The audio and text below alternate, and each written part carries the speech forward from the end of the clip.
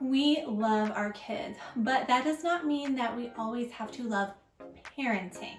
The way that we are called on to parent these days can feel exhausting and unfulfilling. So today, I'm first of all going there. I'm sharing why I feel you are not a bad parent if you aren't constantly able to give your kids all of your energy and attention. But I'm also sharing real practical hacks to help you make sure your kids get their needs met while also fulfilling yours.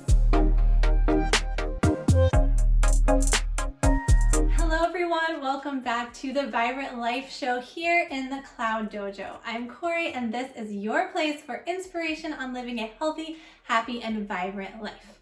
So have you heard of that new trend where moms are getting together and instead of going out to tea or a nice ladies' lunch, they're just all going to a park somewhere and screaming at the top of their lungs?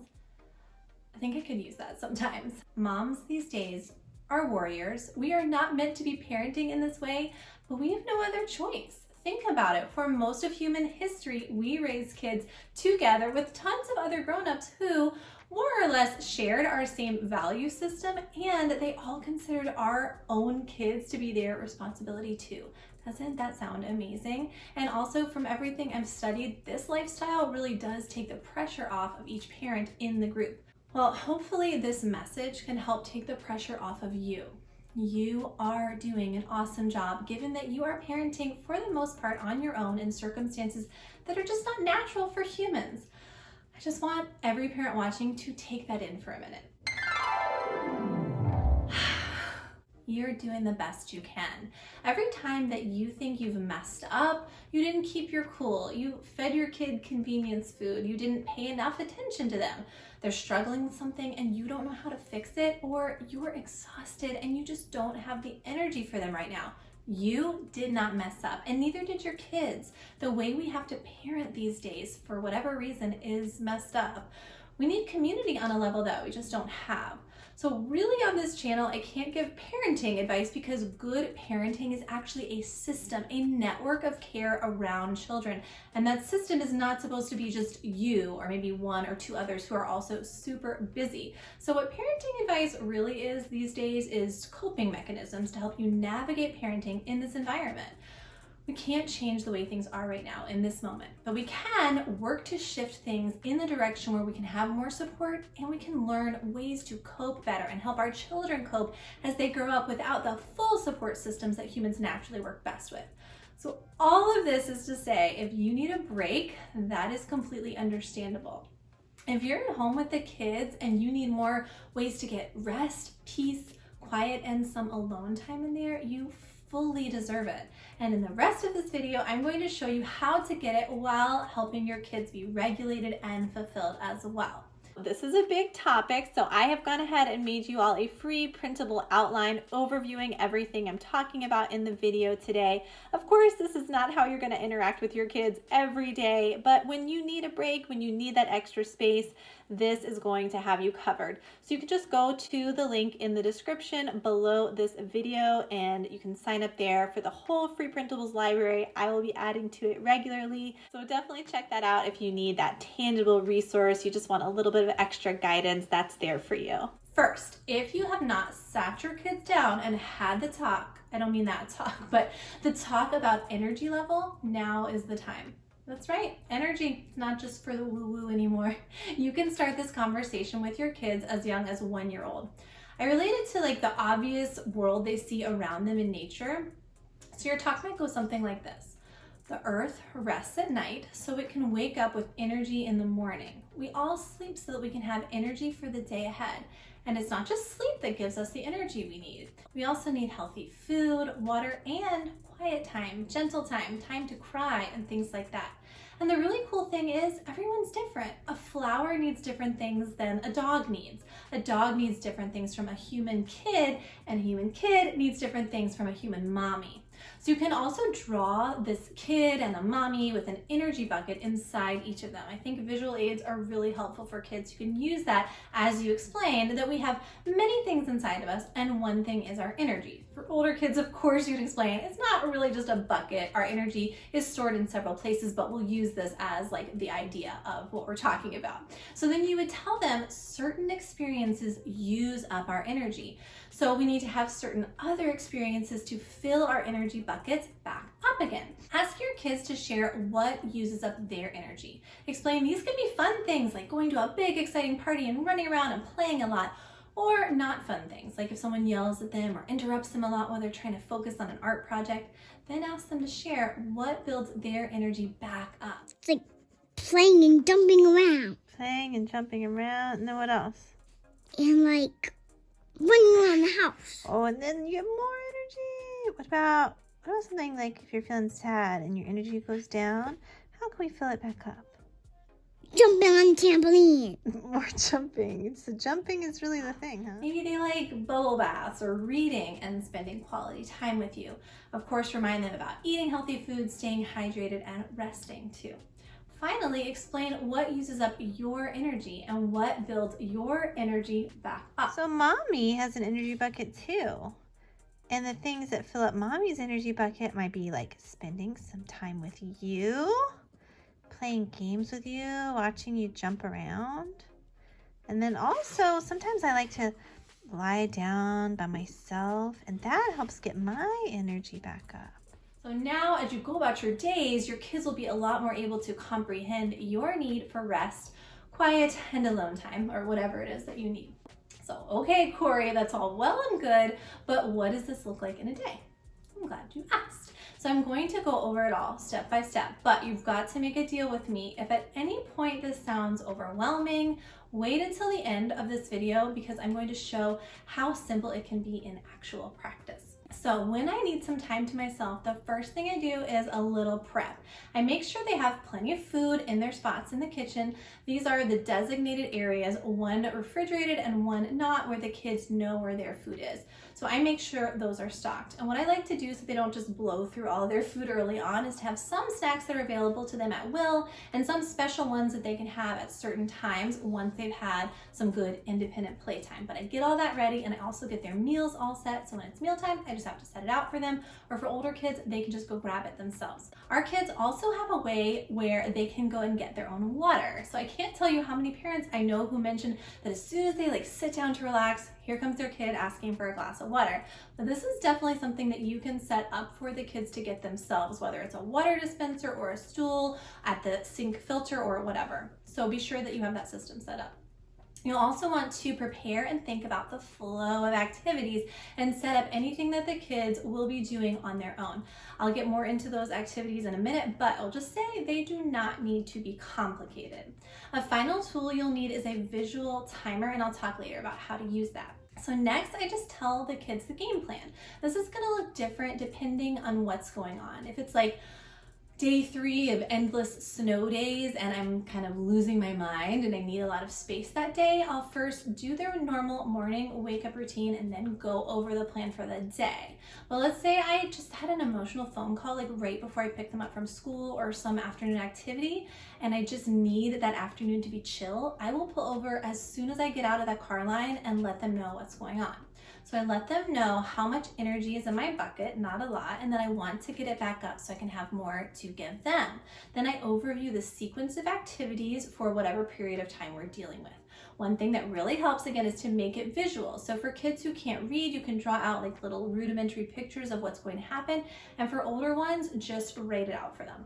Okay, now let's talk about this sequence of activities. When you're planning this out ahead of time, first you've got to gauge how long your kids are going to be able to go without your attention and your guidance. So if this is a little new for them, it might be like 5 minutes at a time the first day. So you're just going to start with 5 minutes and then work up to 7 at a time the next day, and then 10 and so on. Now, think of a few nice activities that you do have energy to do at some point with the kids today. It doesn't have to be anything elaborate like baking cookies or a craft project. If you do have the energy for something like that, plan it at the end of the day and be clear to the kids that it'll be a special thing to do if you have the energy. So some activities that I like to do if I don't have much energy, which is a lot, reading books aloud, drawing next to each other, playing a board game or match game, building with blocks or Legos, doing a puzzle, or playing pretend with their dolls or action figures, and I'm just like lying there playing. It's just about the connection. So if you're up for it, also a nice walk is something that my kids love, and it can be refreshing for adults as well. So feel out the right amount of time and activities for you and your kids. If your kids are less self-sufficient and can only go for short periods of time without your attention, you'll want to give that attention in shorter and more frequent periods as you work up to longer and less frequent periods. So those activities you do with them are some good anchors in their day that will help them get through the times when you're less available. Spending that focused quality time with them at regular, predictable intervals throughout the day is how they get their energy, and the time when they're on their own will use up their energy. So you just need to be sure to refuel it for them. Snacks and meals are also anchors. So again, for my kids, they do have something they can munch on, but they're and that's like at will, but there are also some special snacks and meals that they have to wait for. So those become these anchors to look forward to. So typically on this type of day, the kids might be able to munch on apples and nuts at any time. And then say we have scrambled eggs and kale for breakfast, that's simple. A morning snack plate of crackers, cheese and fruit. Lunch, which is like maybe a pre-made pasta salad with veggies, and then maybe an afternoon snack plate of hummus, pita chips, and carrots, and then like a crock pot meal. So if you can, joining the kids to eat is another way to really fill up their energy bucket. Humans are hardwired to see mealtime as social time, so mealtime with mama brings them a huge energy boost. Remember, for these anchoring times, give them your full attention, undivided. Leave any work you have to do and all phones and devices far away. Now that we've got the anchors and we've laid out a predictable day for the kids, let's talk about time on their own. In our family, we call this their independent playtime. So from a young age, they can be involved in choosing what to do for this. I have them pick activities up front when we are going over the schedule so they don't get to their independent playtime and it's just wide open and they get kind of frozen and just claim, I have nothing to do. So I help them think about their options ahead of time. Now you've got two options for containing their time. You can give them a set period of time at the start of the activity and give them a visual timer so they know exactly how much time is left. This is the preferred option, but it's not always possible. So I think you also want to get them used to having it open-ended where they just stick with the activity until you come get them. Or if you have like a hatch or a time to wake light at home, it makes it a bit more fun for the kids because they have this object in the room that they can keep checking. You know how when, like even if you've told your kids, you will get them when it's time to go to the park, they just keep coming in and checking on you to be sure you didn't forget that it was time to go to the park. So if you have that hatch light in there, it kind of serves that purpose for them. They just look at the light and if it hasn't changed yet, they know it's not time. So you can just have it on one setting, maybe just the red light. And then when it's time for your activity, it could change to green light and maybe like the bird sounds come on. So then they have the fun of seeing that and coming to get you. But the cool thing, of course, is that you control when the light comes on. So if you have something to do and you're not exactly sure how long it will take, like a phone call, then you can give yourself that flexibility and change the light setting whenever you're ready. When I do this though, I do actually set my own timer for the amount of time that it's going to be because I don't want to lose track of the time and then that kind of messes up their trust in the system. And then once my timer goes off, if I need an extra 5 minutes, I set another timer and then just wrap it up and then change the hatch light setting and they come get me. But the visual timer is something that you can use most of the time. That's what I'd recommend. I don't put times on their actual schedule that I lay out in the morning. I just set the timer right before their independent play activity as the day goes on because this gives me flexibility to adjust as I need right before I set the timer. Be sure the kids know what they can and cannot do. So they can't get you just because they're bored or hungry for something that isn't available right now. They can get you for safety issues. And that does include emotional safety. Like if their sibling is freaking out or saying aggressive things to them, all I do for that is I have the kids come in and do a do-over in front of me. I have them go back to that situation where the fight started, like someone snatched someone's toy, for example, and I have that other person practice solving the problem themselves. So in our family, we have a little song. When you're getting mad and you want to scream, take a deep breath and count to 3. 1, 2, 3. Now say how you feel. and what you need. This was actually a saying in our family for a long time, and then we came across a similar song from Daniel Tiger, so you could look that up as well. I have the child that got the toy taken from them, and then maybe they exploded in anger. I have them go back to that scenario and solve the problem in this way instead. So they practice taking a breath, calming down, and telling their siblings something like, I feel mad, I need my toy back. And then the other kid practices giving the toy back and sharing how they feel and what they need. Like, I feel excited to play with that toy, and can I have a turn? So I actually would love to do another video on how I handle sibling rivalry and kind of create connection with my kids. So if you're interested in that, go ahead and click the like button for this video so I kind of know, and maybe leave a comment below with any specific questions you have about how I handle those type of things. So we've got a lot of tips and tricks and ideas swirling around, but honestly, in practice, this becomes super simple. So here is an example day for us. We do our normal wake up routine to start out with a familiar, regulated feeling. For us, that's a morning song, gratitude and prayers, and then getting ready and tidying the bathroom and their room together. Then we overview the day. We decide on independent play activities, and then we review the energy bucket idea. And then the kids do chores while I make breakfast. They have certain chores that they just know they do every day while I'm making breakfast, and then we all sit down and have breakfast together. Before they move on to any independent activity, I always go back to our visual plan for the day and remind them what's about to happen and then what will happen right after that. So next, the kids have indoor play with 3 options. So like, say it's Legos, dolls, and sensory bin. I do have a whole video coming up in a couple of weeks with tons more indoor independent play ideas, specifically for younger and rambunctious kids. So be sure you are subscribed and hit that notification bell so that you get a heads up when that video comes out. All right, so the kids play independently with their options for the allotted amount of time. If they have trouble at first, help teach them how to get creative, because this job used to be done by older kids in a village, but you might have to be the one to teach them this and give them ideas. For example, a lot of kids don't know how to be imaginative when they play with a sensory bin. They just move stuff around and go, okay, I'm bored.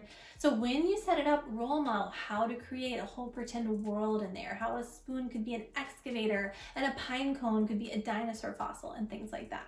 So after a good bit of indoor independent play, we have our morning snack together. Or if I can't join for morning snack, they have that on their own, and then I come in and maybe do a puzzle or some coloring with them. And then they play outside. So make sure they have a safe area to go and know their boundaries if you're having some outside playtime for them. And of course, keep an eye on them as needed. Be sure they know what outdoor toys they can and cannot play with. And then if you can't have them go outside, another option, you could just have a big tarp that you keep and some bins of natural materials like shells and dried moss and sponges and pine cones and sticks, because having that connection with nature, at least for my kids, is very grounding for them. So then we have our afternoon snack together, and sometimes I'll also make some tea for us. We just sit and have that together. And then they may be ready for either more indoor playtime with those same 3 options, or I might switch one thing out, like the Lego set, for a set of puzzles that they can do on their own. And then once they've cleaned up all their toys, of course, I'll check in with them briefly and just set them up for another indoor activity, like an art activity, to just switch it up a bit. So I just might let them get out all their scrap paper and markers and crayons, maybe some glue sticks, googly eyes, or you could have them do one of those no mess painting activities. Either way, it's got to be something easy to clean. And I'll read them a story or 2. So that's like our anchoring time together again. And then I'm going to make dinner, but they can help me make dinner. I could also make a video about how I do that. I have a really nice system where they really get to have that be an activity we do together, and it's not frustrating for me. And so then of course we're at the end of our day and they have to clean up all their messes, because that takes my energy away to clean up for them, and we sit down and have dinner together. It's certainly not a perfect system, like nothing is, I don't think, but honestly these hacks really do help me have more peace of mind, and it really regulates the kids so much when I do things that way. It only takes a couple of tools and minimal amount of prep, and the payoff is so worth it. Now, I know that you all have some tips for me on how to get time to yourself when you've got kids at home, so please leave that in a comment below. And also, if you have any questions for me about my system, anything you're unclear about, want more details on, I would love to hear that as well. It would mean so much to me if you would like and subscribe and help this community grow. Thank you so much for watching, and I'll catch you next time in the Cloud Dojo. Bye!